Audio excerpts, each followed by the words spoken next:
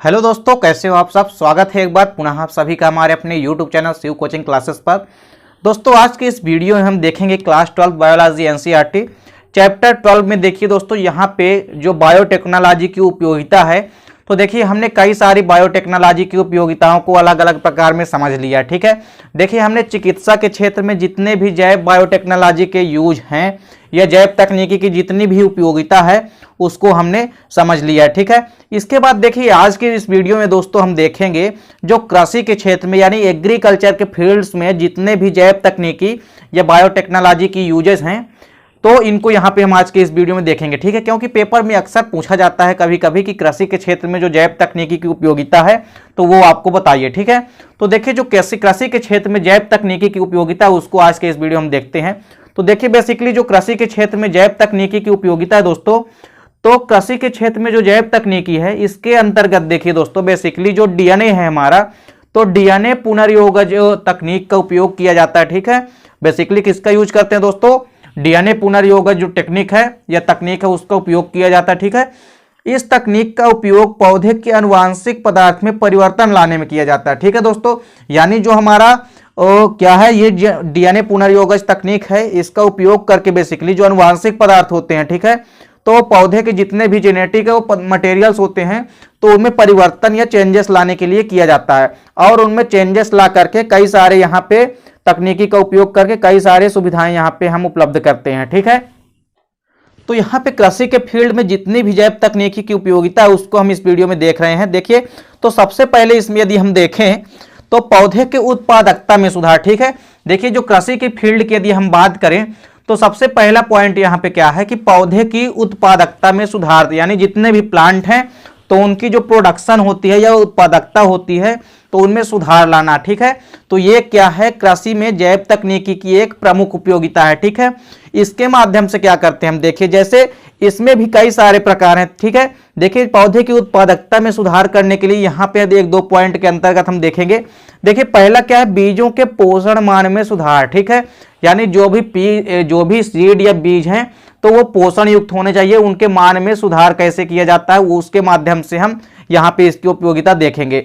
ठीक है, तो देखिए जो बीजों में प्रोटीन्स की मात्रा होती है बेसिकली, ठीक है, किसकी मात्रा, जो प्रोटीन्स की मात्रा होती है बीजों में, एवं जो गुण उनमें मौजूद होते हैं, तो गुणों में भी सुधार जो है इस जीन्स विस्थापन अथवा जीन क्लोनिंग द्वारा किया जा रहा है। ठीक है, तो देखिए पौधों में बेसिकली जो बीज होते हैं तो उनमें जो प्रोटीन्स मौजूद होते हैं तथा इसके अलावा जो भी पौधे के गुण होते हैं उनमें सुधार बेसिकली जीन्स के विस्थापन द्वारा अथवा क्लोनिंग द्वारा किया जा रहा है। ठीक है, यहाँ पे क्या करते हैं कि एक जीन के द्वारा दूसरे जीन को स्थानांतरित कर देते हैं या एक जीन को हटाकर उसकी जगह में दूसरे जीन को ला देते हैं। ठीक है, इसी प्रकार जीन्स के विस्थापन द्वारा अथवा जीन क्लोनिंग द्वारा इसका यहाँ पे क्या हो रहा है, विस्थापन हो रहा है। देखिए जंतुओं के प्रोटीन्स के जो भी जीन्स हैं उनको फसल उत्पादक पौधे में स्थानांतरण करके इसको अच्छा करने का प्रयास किया जा रहा है। ठीक है, यानी जो भी बेकार जीन्स हैं उसकी जगह अच्छे जीन्सों को प्रवेश करा करके फसलों की उत्पादकता को बढ़ाया जा रहा है। ठीक है, अर्थात बीजों के जो पोषण युक्त मान है उनमें सुधार किया जा रहा है।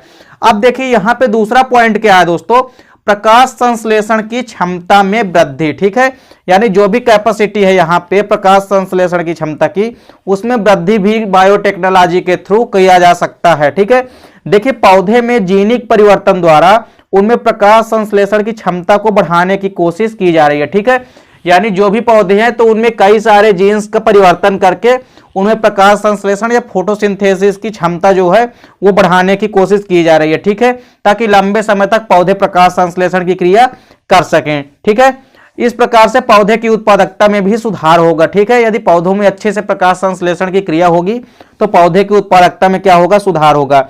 ठीक है, देखिए इस क्रिया में जितने भी C3 पौधे होते हैं और C4 पौधों में बदला जा सकता है। ठीक है, यानी जो भी C3 पौधे होते हैं तो उनको इस क्रिया के अंतर्गत हम C4 पौधों में बदल सकते हैं। ठीक है, देखिए वैज्ञानिकों ने मटर में उपस्थित रूबिस्टो एंजाइम से संबंधित जीन्स का तंबाकू के पौधे में स्थानांतरित करके उसमें प्रकाश संश्लेषण की दर वृद्धि करने में सफलता प्राप्त की है। ठीक है, देखिए वैज्ञानिकों ने सबसे पहले जो मटर के पौधा है या पाइसम सटाइवम उसमें जो रूबिस्टो एंजाइम होता है तो उससे संबंधित जो जीन्स होता है उसको तंबाकू के पौधों में क्या किया, स्थानांतरित किया। ठीक है, यानी जो तंबाकू का पौधा है तो उसके जीन्स की जगह में जो मटर के पौधे में रोबस्टो एंजाइम है उससे संबंधित जीन्स को क्या किया, प्रवेशित कराया या स्थानांतरित किया, और उसमें प्रकाश संश्लेषण की जो क्षमता है या दर है उसमें वृद्धि करने में क्या की, सफलता प्राप्त की। तो इस प्रकार से दोस्तों बीजों के पोषण मान में और प्रकाश संश्लेषण की क्षमता में वृद्धि के थ्रू जो है पौधे की उत्पादकता में भी सुधार किया जा सकता है। और देखिए यहाँ पे दूसरा पॉइंट क्या है कि फसल की सुरक्षा, यानी फसल सुरक्षा। तो देखिए जो फसल की सुरक्षा है तो वो भी हम बायोटेक्नोलॉजी या जैव तकनीकी के थ्रू यहाँ पे हम इसकी सुरक्षा कर सकते हैं फसलों की।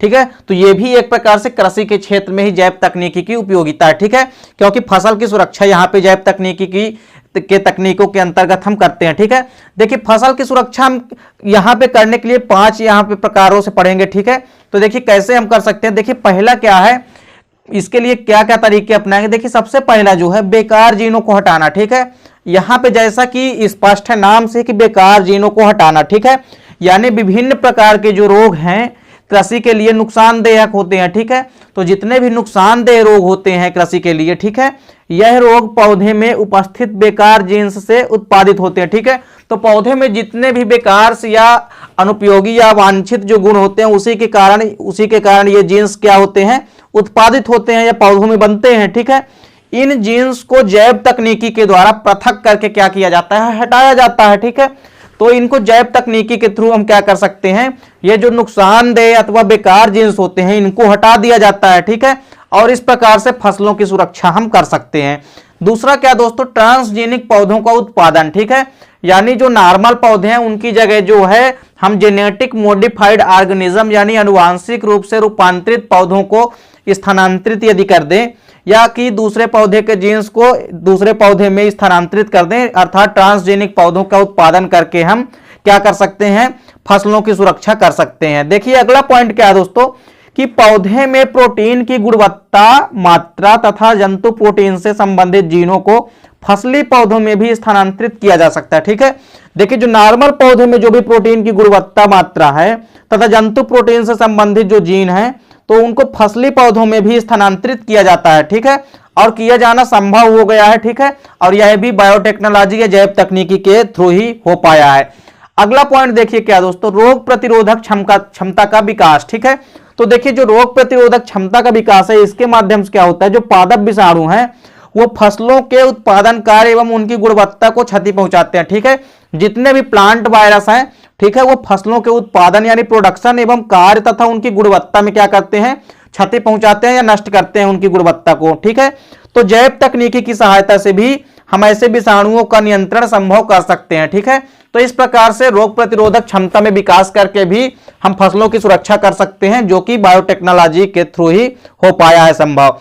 देखिए इसके बाद क्या है दोस्तों, तृणनाशक प्रतिरोध। ठीक है, देखिए तृणनाशक प्रतिरोध क्या होता है, कुछ तृणनाशी पौधे होते हैं। ठीक है, जो पौधे के लिए बेसिकली क्या होते हैं, हानिकारक किस्म के होते हैं। ठीक है, तो ये पौधों पर पार्श्व प्रभाव उत्पन्न करते हैं। ठीक है, कैसा प्रभाव उत्पन्न करते हैं, पौधों पर पार्श्व प्रभाव उत्पन्न करते हैं।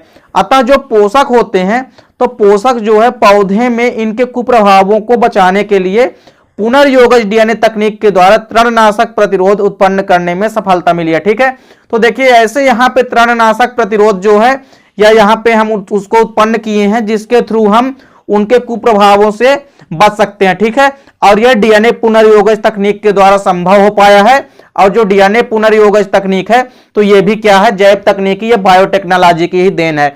तो इस प्रकार से तृणनाशी जो भी पौधे हानिकारक होते हैं, ठीक है, तो उनके प्रति यहाँ पे प्रतिरोधकता उत्पन्न की जा सकती है। ठीक है, और प्रतिरोधकता किसके परिणाम स्वरूप उत्पन्न की जा सकती है, जैव तकनीकी के थ्रू।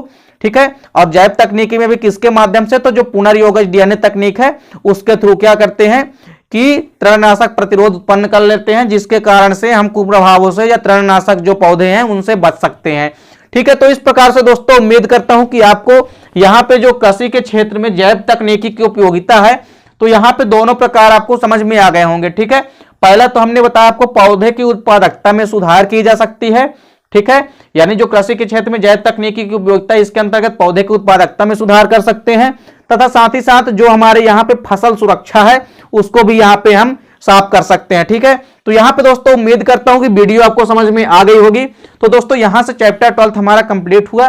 ठीक है, मिलते हैं दोस्तों। यदि वीडियो आपको अच्छी लगी हो तो लाइक और कमेंट कीजिए, साथ ही साथ दोस्तों के बीच शेयर कीजिए। मिलते हैं दोस्तों नेक्स्ट वीडियो में, तब तक के लिए जय हिंद, वंदे मातरम।